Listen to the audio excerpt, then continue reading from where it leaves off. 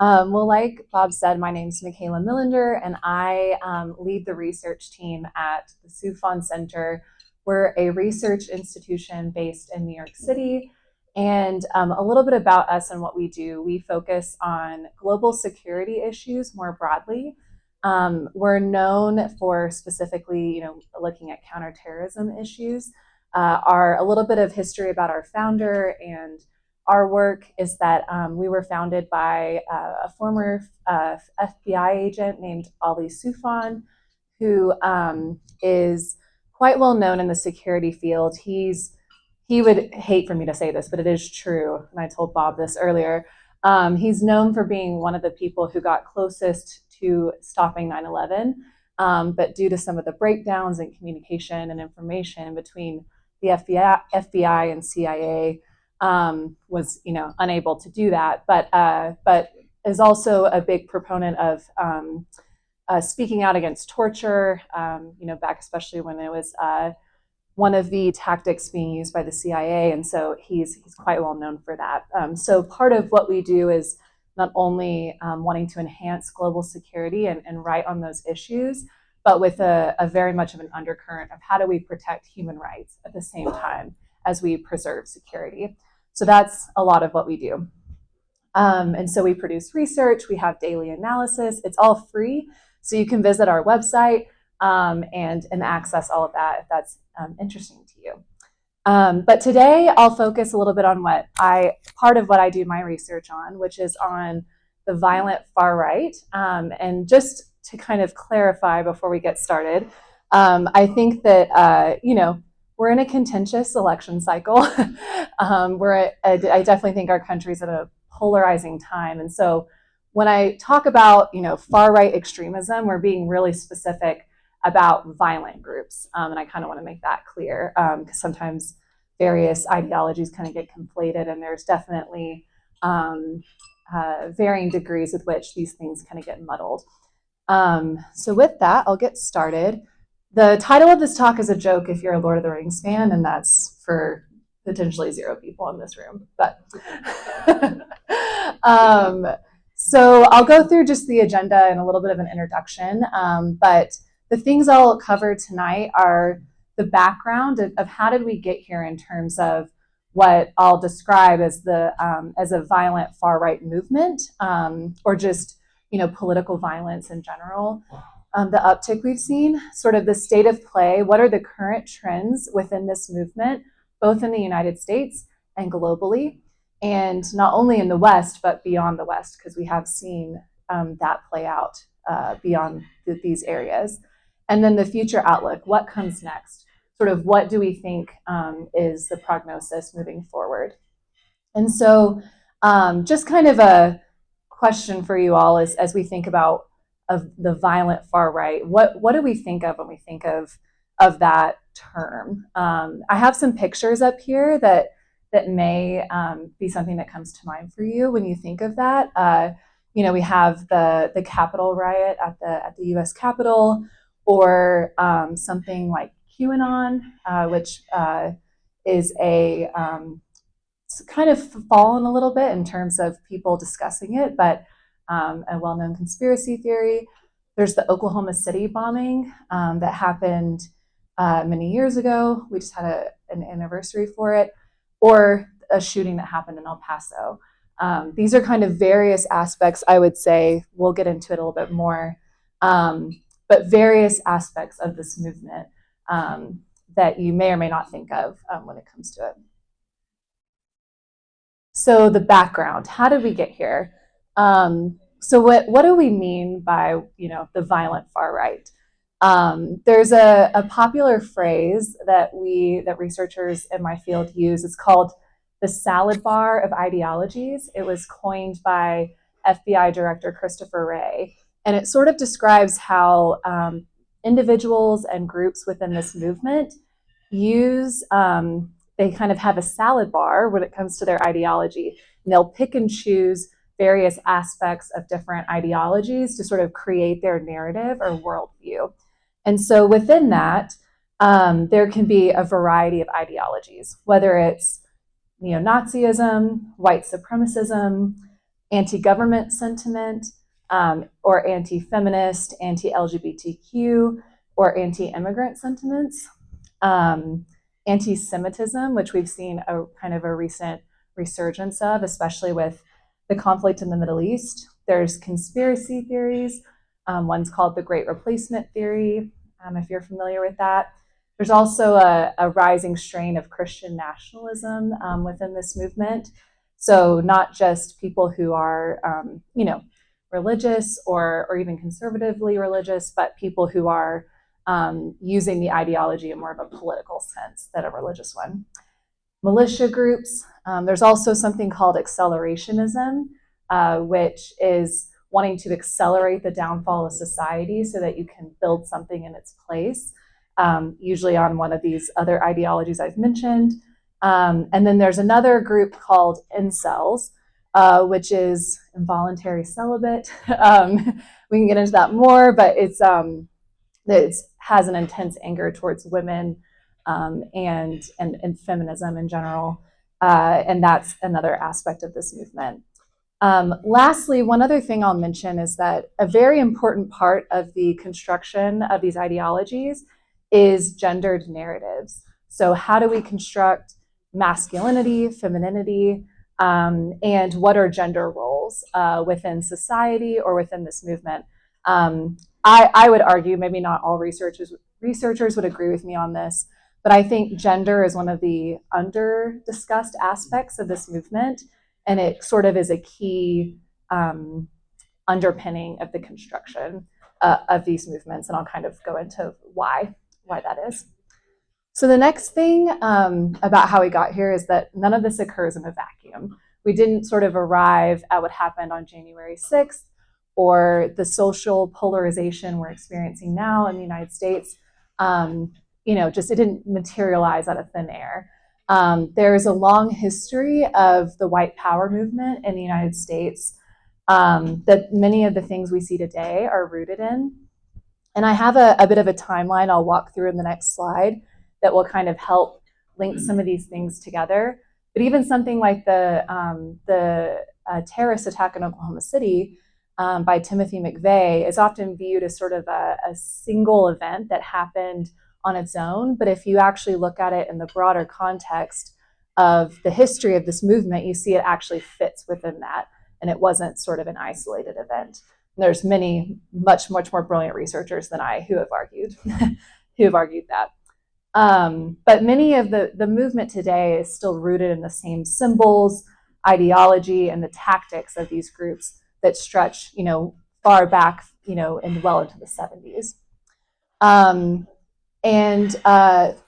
The next sort of point I want to make is that, one of the other reasons we've arrived is we've had a decade or few, I guess you could argue, of different types of upheaval. And so there's been a rise in disinformation, a distrust in institutions. And I was speaking about this with someone earlier, but some of that's not necessarily made up, the distrust in institutions. We've had several economic crises that have led people to be frustrated economically with government institutions as a result. And a lot of that has led to societal polarization. We've lived in a changing time. There's not only been mass technological innovation that's displaced some, it's created opportunities for others, has uprooted communities at times in terms of their professions. But also we've seen just changing demographics in our country as well. That has led to, has not necessarily always led, but exacerbated some of these things. And then we've definitely seen a mainstreaming of some of these ideologies, right? The political discourse has changed in our country. That's across the ideological spectrum. But in terms of, the violent far right, we've seen some of these ideologies move their way into the mainstream political discourse. And so that has led to an increase in societal polarization. That's often led to, politicians sort of reinforcing disinformation narratives. That is, by the way, not always confined to one side of the political spectrum. That does happen across the way. But that has also contributed to sort of how we've arrived at where we've arrived. And then one last thing, and this is not something that we should be necessarily proud of, but the US is considered the leading exporter of far-right extremism and white supremacist terrorism. And that's in a couple different ways.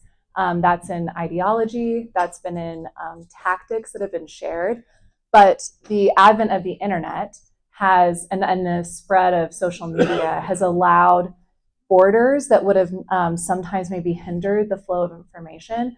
It's allowed for a very quick transaction of these things and for them to spread really quickly. And something that I'll get into in a second is that, or later on, is that the violent far right has always been very, very adept at adapting to new technology.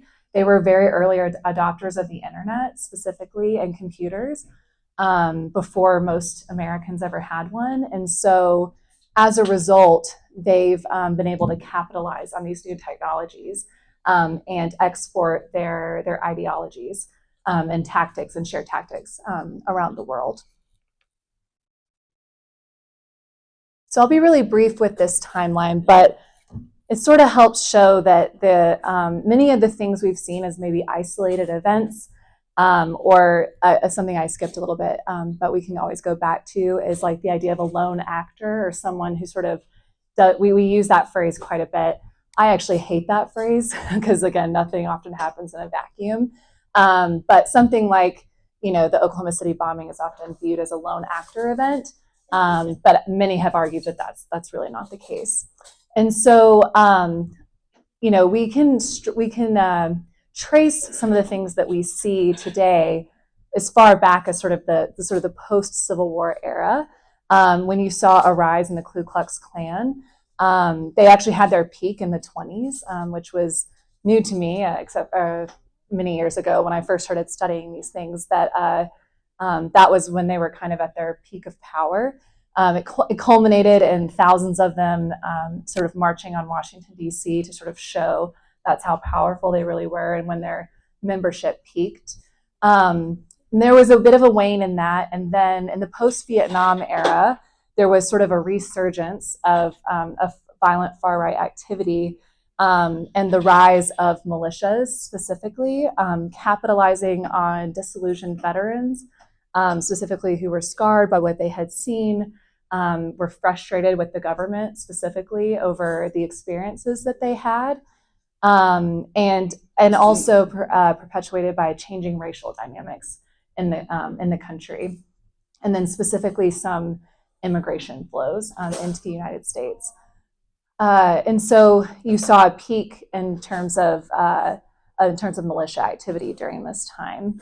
Then that waned a little bit as well, but sort of got us to another rise, sort of building off of this, two events that were very important to the white power movement in the United States.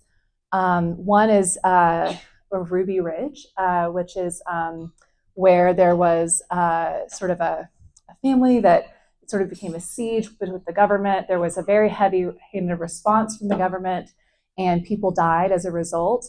And it was a galvanizing moment for people within this movement. It confirmed sort of anti-government sentiment and became a very powerful narrative for the movement. Same with Waco. Again, it was another moment where the government, definitely had too heavy of a hand, and people died. And actually, not as many people know this, but Timothy McVeigh, who did perpetuate the Oklahoma City bombing, was outside when the Waco siege was going on, weeping and crying and passing out flyers for some far-right ideology. And so it sort of shows how these things were linked for this movement. And so that's where it confirmed, like I said, a lot of anti-government sentiment and reinforced many narratives for people on the far right. And this sort of all kind of led to what happened in Oklahoma City. McVeigh was radicalized into the movement during his service as a veteran. He was consuming the ideology, was connected to people within the movement. And although he was viewed sort of as a lone actor, and we won't get into it, but there's many reasons the government pursued him and one other perpetrator as sort of doing this alone and not connected to a wider movement was for a few reasons. But to look at that event as sort of an isolated thing or just an anti-government terrorist attack would be a mistake because it was within this broader context. And it's still to this day the deadliest domestic act of terror in the United States. And so then that sort of leads, we're jumping a little bit in time, but and that's sort of how we get to sort of what happened, I think, in many ways on January 6th. Thousands of people, are estimated to have entered the Capitol that day. And it was a confluence of several different factors and forces. There was definitely planning on behalf of militia groups. There were many veterans there, many are part of those groups, some not. There were many aspects of the Christian nationalist movement there. Someone holding a prayer in the middle of the rotunda. There was conspiracies and disinformation that led to that moment. And there were also people who were just there that day that got caught up in the moment and sort of what was happening. And as we'll discuss later, this model was exported globally. And specifically, we saw this happen in Brazil, something very similar, where disillusioned supporters of Bolsonaro stormed the Capitol as well there. So that all being said, sort of as background, what are some of the current trends in this movement today? I think that one of the main things we've seen is the utilization of emerging technologies and disinformation. Like I said, the use of the internet and computers when they first came out with the historic white power movement, and then the continued utilization of the internet, of social media specifically, and then aspects of the dark web cannot be underestimated when it comes to the spread of this movement. And in terms of spreading their ideology, radicalizing people who just may stumble across the material not intentionally, or maybe they fall down a rabbit hole, or people are radicalized into the movement. They're recruited into groups, whether that's formal membership or whether it's just sort of association. And then there's also a sharing of tactics. How do you commit maybe a violent act or a terrorist act? These things are shared in these spaces. But it's not just on social media. They've also utilized emerging technologies such as 3D printing, which is something we're seeing that's incredibly concerning as that type of technology becomes more commonplace, is the ability to print firearms at home and other weapons. But there's a concept called ghost guns where you can't trace the gun, and that's also being used by some of these groups. And then there's also disinformation. So spreading and amplifying conspiracy theories or disinformation to spread their ideology and to recruit members into the movement. Another trend we've seen is, and this stretches back many years as well, is targeting various vulnerable communities, including specifically youth and veterans. Veterans have often been a target of these groups for a very long time. Like I said, that stretches back to Vietnam veterans who, for many reasonable reasons, came back and were frustrated or had grievances about their experience. Obviously, that's a very small minority, but that minority has a special set of skills, and that's why these groups want that specific community to join their group, is because they have skills that they would like to utilize. And the youth is sort of a newer phenomenon we've seen We've seen children as like young as 12 and 13 leading some of these movements, specifically in the UK, where they are not only spreading the ideology and radicalized by it, but they're leading groups online to commit violent acts in the real world. And like I said, some of these children are very, very young, and so their vulnerability has been capitalized on by these groups. We've also seen, like I said earlier, a mainstreaming of the ideology into the mainstream political discourse, and that can make things incredibly muddled. We, rather than seeing things on the fringes and being able to call it out as such, now we have it, more in the mainstream social political discourse. One example I'll just briefly share, and I'm happy to elaborate, is that the narrative that was being spread about Haitian migrants in Ohio, which has been debunked by local leaders and government officials, didn't actually originate with it wasn't just a conservative talking point. There was actually a neo-Nazi group called the Blood Tribe that was spreading that conspiracy theory weeks before it was actually made it into the mainstream political discourse. And when it was repeated during the presidential debate, they were on Telegram channels, which is like a messaging app, celebrating that they had gotten all the way to the presidential debate, because that was a very concerted effort to attempt to do that. So that's where we see something that's originating with a violent extremist group making its way into the political discourse. People might not necessarily understand that's where it's come from, but that is where it's come from.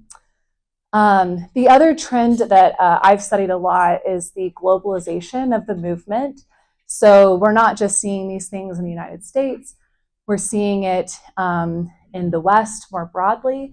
One example to just highlight, and I can go into more, is we've seen this specifically in Germany, the transnational nature of the movement, where different leaders from different European movements getting together and discussing how they can influence policy, recruiting politicians to come and hear what would be considered at one point very fringe policies, but trying to figure out how they can enact them if they were to come into power. And so we've seen aspects of this movement in many different continents: Tunisia, Brazil, South Africa, Russia, India, and Turkey. And I'll touch on some of those examples later because there are some interesting ones. But there are aspects of this ideology, and there have been violent acts committed in these various places. The last thing that I think has been a newer trend that I've studied a lot as well is the ideological convergence of the violent far-right movement with far-left forces, which is very interesting. These seem like very disparate groups with different ideologies, and yet around a couple different stances, they're starting to coalesce, and not only ideologically do that, but they're also coalescing in person. And so one of these pictures, the first picture is actually of that Capitol riot that I mentioned in Brazil. But the second one is a protest that happened in the Czech Republic, where members of the far right and the far left mobilized thousands of people to march in an anti-government protest. And so it was protesting the government there. And what they were protesting was the cost of living in the West more broadly, high energy prices, and the war in Ukraine specifically, and kind of blaming the war in Ukraine for those two things. And that's sort of these, some of these legitimate things in terms of concerns, whether it's economic or energy prices, which really do impact real people's lives, capitalizing on these grievances people have, and mobilizing them, but doing it in a way that's, there were lots of like pro-Putin signs at this protest. And it was very, not just anti-government and frustrated with them, but very anti-EU. And so kind of working in these other ideologies at the same time, by also capitalizing on people's, real grievances. And so the convergence seems to be happening around pro-Russian stances, and some other examples, anti-Semitism as well seems to be the ideological convergence between these two different groups.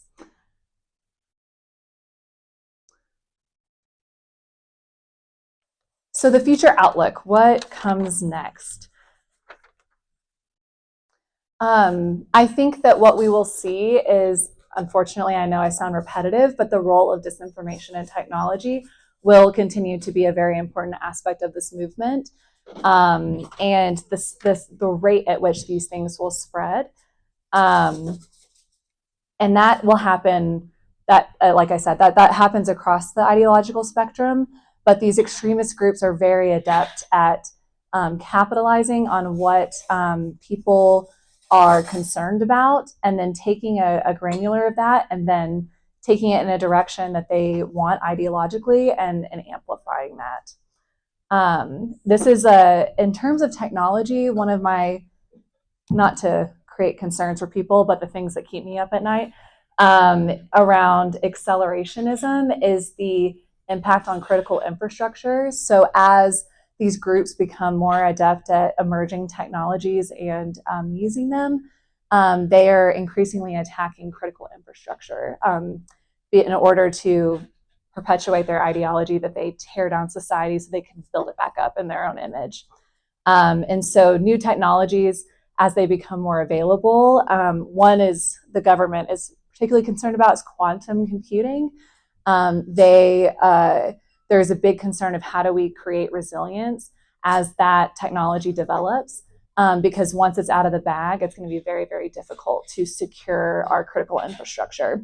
So that's one area that is important to not ignore. And then as polarization in our country deepens, the impact of disinformation will not only spread things that aren't true, but it translates always into real world harms. And so that can impact vulnerable communities, and the information space. The next one is the amplification of social tensions by state actors. So something that we've seen in our research specifically is that not only are extremist actors a part of the disinformation space, and that often amplifies social tensions, but that state actors are also a part of this space, because they view it as a way to weaken their adversaries. So same disinformation that maybe a violent extremist group is amplifying online is probably also being amplified by Russia and Iran and China, because they would like to see Western countries destabilized. And they don't really care what they're spreading. They don't care if it's anti-migrant sentiment or disinformation about the overturning of Roe v. Wade, which we also saw, or if it's misinformation about elections. As long as it destabilizes Western countries, they're happy with it.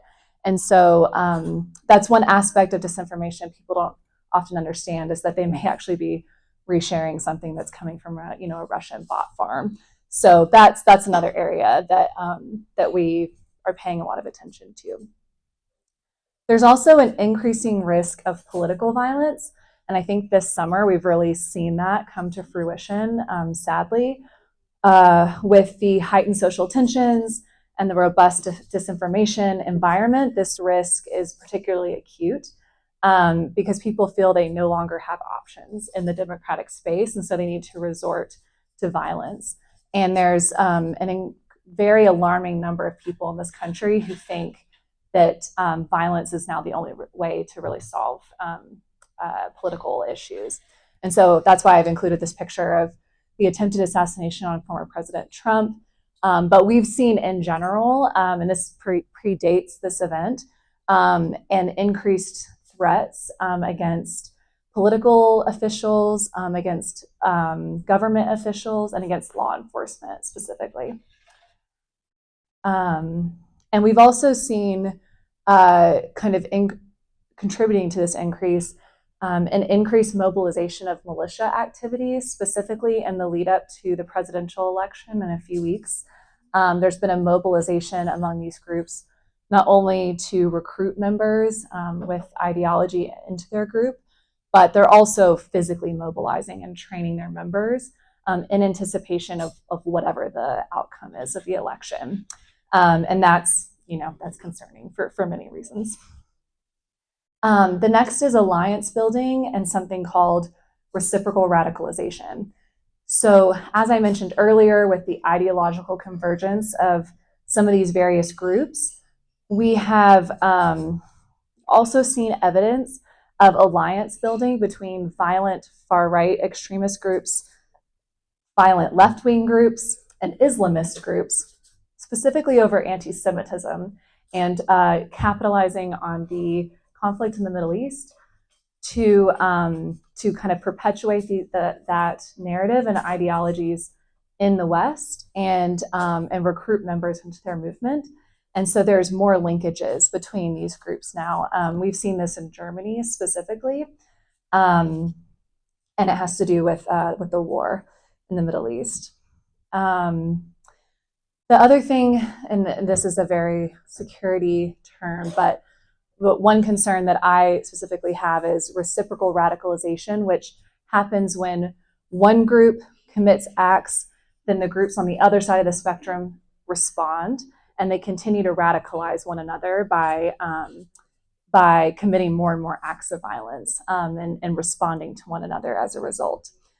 And so there's an increased risk of that potential far-right violence can lead to an increase in violence by far-left extremists. And so they can continue to kind of respond to one another in that way. And so I think that regardless of who wins the election in a few weeks, we could see some of this activity as a result. Lastly, I'll mention is the coalescing of the transnational movement. There's evidence that not only is the violent far-right movement strengthening in the US context and in Europe, but also outside the West, as I mentioned. So one example I'll give is there was a terrorist attack in Turkey this summer where the perpetrator's manifesto referenced many, which is why I also don't really believe in lone actors. Their manifestos always mention each other. They're always paying credit to who came before. But in this manifesto, the attacker mentions Christchurch, the Christchurch shooting. He mentions the Oklahoma City bombing and other far-right attacks as sort of his inspiration for committing the act that he did. He stabbed several people in a cafe. And he also includes something, and this is another kind of emerging area. He uses gaming references throughout his manifesto, which highlights something called the gaming terror nexus, where people borrow from video games in their violent acts. But he also had neo-Nazi symbols carved into his weapons, and had it, and it was also wearing some of the insignia. And so this shows that this movement not only crosses borders, but we're seeing it beyond the context that people typically think of. I live in New York, so I work a lot in the UN space, and there's a common refrain within some non-Western countries that we don't want to talk about far-right terrorism because that's a Western problem. And this attack and others have shown that that's not necessarily true, that this is a problem that's spreading globally. And another example that's also Turkish in nature, there's a group called the Grey Wolves, which are a far-right ultra-nationalist group that's very widespread in Europe specifically. The group's been banned in a couple countries, and they've been very effective in recruiting disaffected youth who have experienced a lot of discrimination in society, especially children of immigrants, like first-generation immigrants. And people who are frustrated by the experience they've had in Europe are turning to this group. And there's been a lot of ethnic violence as a result in Europe from the activities of this group. And so that kind of highlights several examples of the things we've discussed. So this is not exhaustive, but I think these are some of the broad swaths of what we're seeing in our research, and also the kind of concerns we have going forward. So I know it's not a rosy prognosis in many ways, but nothing's also inevitable. There are ways that we can, I think, if there was a concerted effort by politicians and individuals to bring, sort of the political temperature down a little bit, as well as increased media and information literacy would help combat some of these forces. It can not only decrease social polarization, but also diminish the acceptance of political violence that's sort of creeped its way into the mainstream in American society, but also, I think, more broadly. Another thing that could be done is addressing real grievances. Many of disaffected people are recruited into these movements from real concerns that they have, whether that be over economic concerns or a broken asylum and immigration system. There are several things we could do to help address some of those things, and it's. It doesn't go without saying we do have a lot of firearms in this country, and there has been a lot of data that's shown, especially post 2020, people across the ideological spectrum buying firearms out of anxiety over where things are going in the country, and wanting not just to protect themselves, but in sort of a anticipation that there will be violence. And that's concerning, I would say. Anxious people with guns, I don't know how I feel about that. And so we could go a long way, I think, in rebuilding trust in institutions and social cohesion. And so I'll end on that. I don't want to be totally negative, but I'm happy to answer any questions, dive anything deeper into what I've discussed.